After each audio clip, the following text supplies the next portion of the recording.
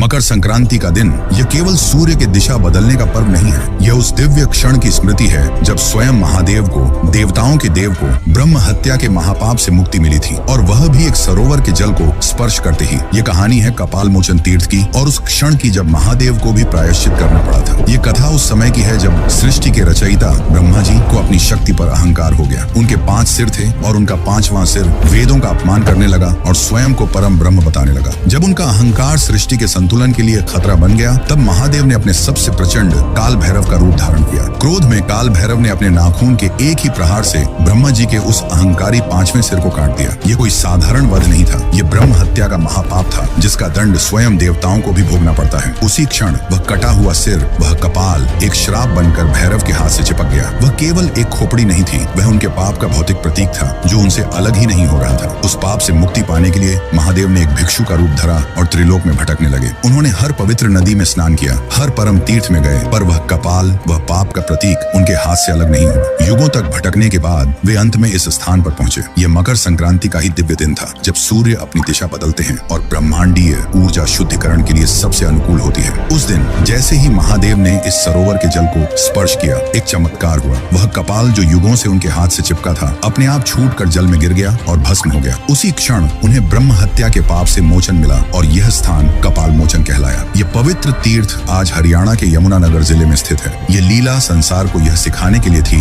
कि धर्म और कर्म का विधान इतना अटल है कि जब स्वयं महादेव भी उसे भंग करते हैं तो उन्हें भी उसका प्रायश्चित करना पड़ता है। कोई भी कर्म के नियम से परे नहीं है। उस महादेव के सम्मान में जिन्होंने धर्म का मान रखने के लिए स्वयं प्रायश्चित किया, कमेंट्स में हर हर महादेव अवश्य लिखें।